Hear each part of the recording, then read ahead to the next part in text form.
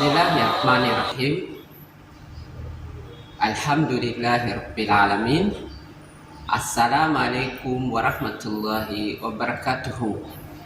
Now we are going to explain the grammatical or the grammar of the conditional tenses or the if clauses. How do you use? When do you use them? And how they are going to change the tenses and the significance or the importance of using these clauses. Thank you. Welcome to the lesson. So the conditional tenses, as we said earlier, they are if clauses. They are showing the condition.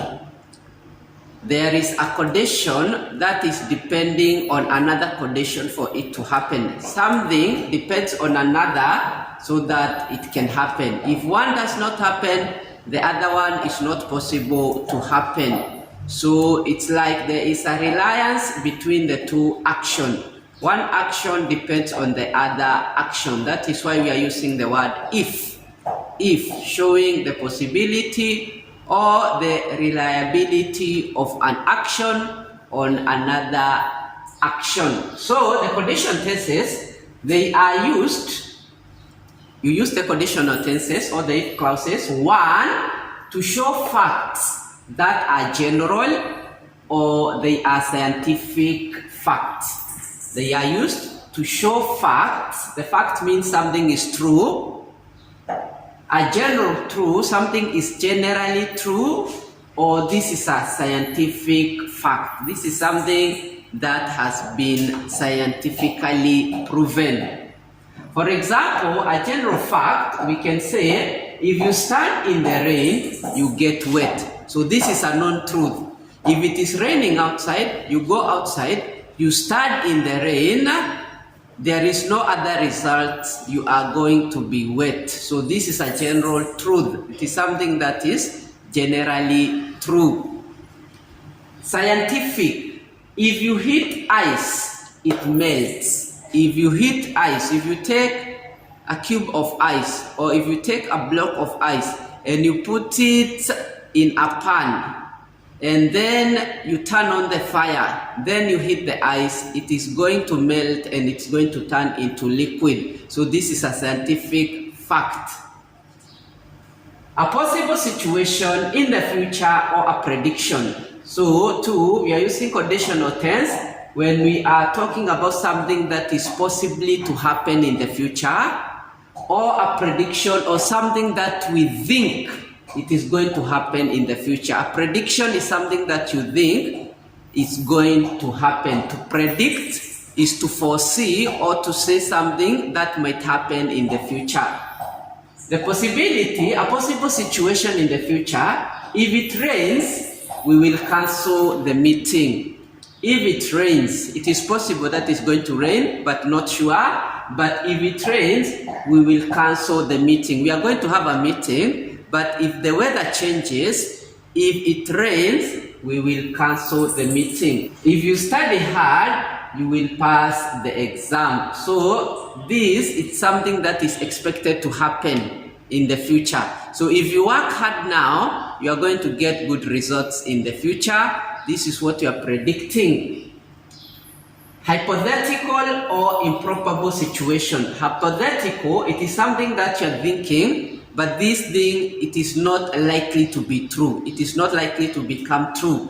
So it is just something hypothetical. Hypothesis, it is something that is not possible to happen. There is like a zero chance of it happening. So it is very improbable or it is very impossible for it to happen. It's not possible to happen. So this is a hypothetical or improbable situation. A situation that you are only thinking of, but the chances of it happening are second to none. They are almost zero. For example, a hypothetical situation, you're just sitting down and you're thinking, right now, if I won lottery, if I won the lottery, a lottery is a game that you play so that you can win money or you can get money. Okay? So some people, they buy some scratch cards, they scratch them. If the number matches, they win. If the number don't match, they don't win. A lottery is a game where you win a lot of money. So you are sitting and you're thinking, if I won the lottery, I would buy a lot of stuff. I would buy many things. But this is just a hypothetical, it's just a thought in your mind. A thought in your mind. Improbable situation, something that is not possibly going to happen. It is very, very difficult for it to happen. For example, if I sell my house, which is very unlikely, I am not planning on selling the house, but if I sell my house, I would become rich. But it is very improbable.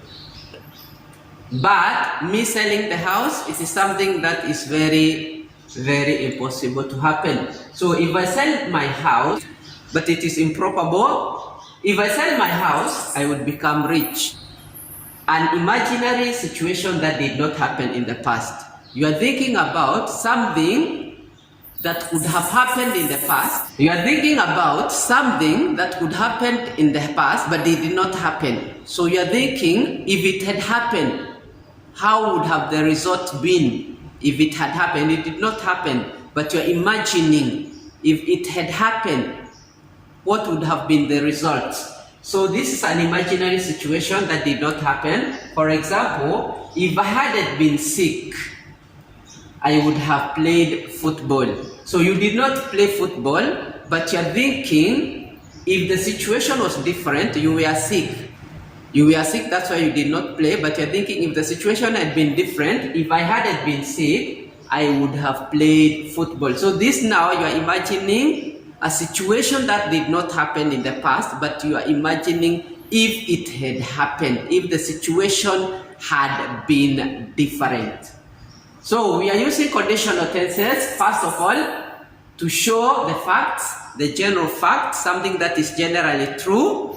We are using also conditional tense to show scientific facts.